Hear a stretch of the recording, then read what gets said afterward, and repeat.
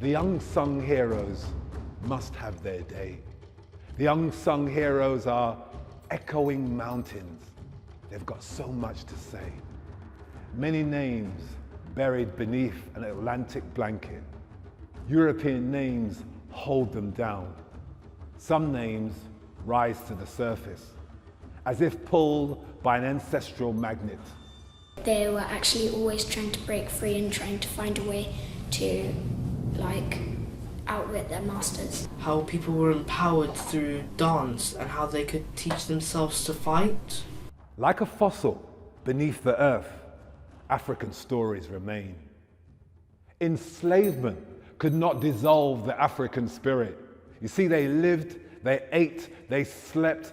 One thing, resistance. Adisa has a knack throwing out a subject, and then of course you're hooked, you're engaged, and you say something back, and that ends up as a poem. Resistance from every muscle, every sinew of their being. Resistance from their toes to their heads. They spoke the language of resistance. They said, I will be free or I will be dead. I absolutely love poetry. I love how you can be so creative with words. Elements of the sun and the river and the sea and the trees and all that. I think that one is the standout. You can describe almost anything and turn it into a piece of art. Like a book without words, like a river that never ends. What I enjoyed was learning about the hair, how they use their hair to hide things. It's a way of changing the way how you plait your hair. It corresponds and go back to our African roots. Resistance, hairstyles become maps, creating pathways out of hell. Past the mountain, wade in the water.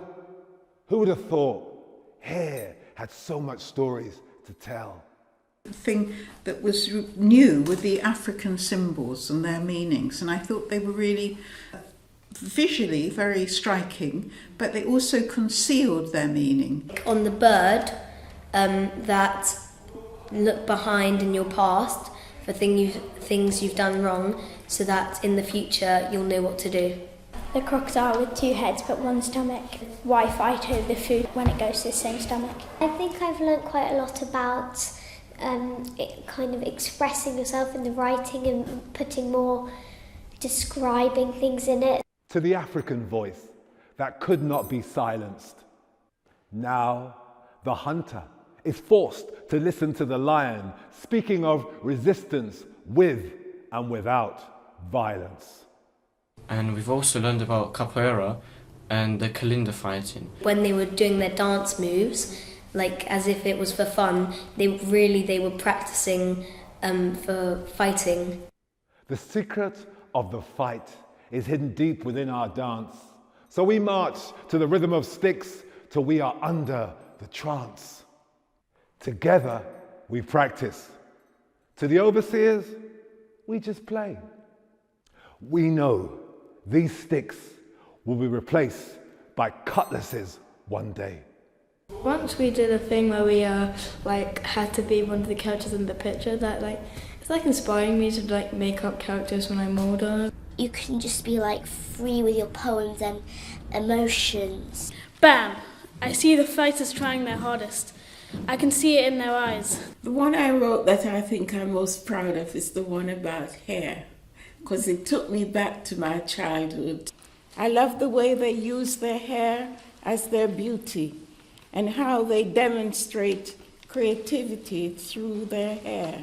Well, my favourite one was the one where we learnt about masks and we wrote our own paragraphs about what we would say and what we would be like in that mask. We wear the mask, not to hide, but to unite. The horse head one meant it was trying to reenact the slave masters that were in charge of them. As a child, I was terrified of the masquerade. And to see that they have refined it a bit now and it's used in carnival. Drums are our salvation. They bring us determination. They're our source of motivation. Ancestors, give us guidance. The spirit is the eye of the fight. They tried to erase our culture, but you can't extinguish spiritual fire. Obeah was our secret weapon. In the heat of the battle, Obeah took us higher. Whenever there was rebellion, people would use the obeah to strengthen them, make them feel good about themselves. I found it quite inspiring of how you're able to keep your culture in different forms, literature, but then you also have dance, you have art, and I found the preservation of culture very interesting. Like the Great Pyramids of Giza, I rise. Like the crashing waves of the sea, I rise. This is not my story. This is our story. From the African sweat and toil to the wealth arriving on European soil. I shared it. I had to share it. What I've seen, what I've saw, and it's good to actually know these things. Nobody tells you anything. I thought there was only one type of history, but then when I came here, I felt like there's so many different ways to tell a story. I think it's quite important to share because a lot of people they're not aware of what we're learning right now, and it's a good thing to know so you can be respectful about it. It cannot lay dormant in the books. It's a living history.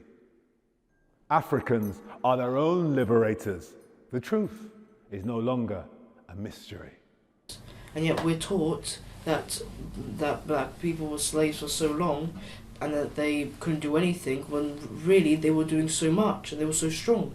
I think it's important we spread the word so they know what actually happened, because usually in history it gets changed over time. So we have scratched the surface. We have drawn a cup full of water from a very deep well. We have started a conversation. The children and the elders have spoken.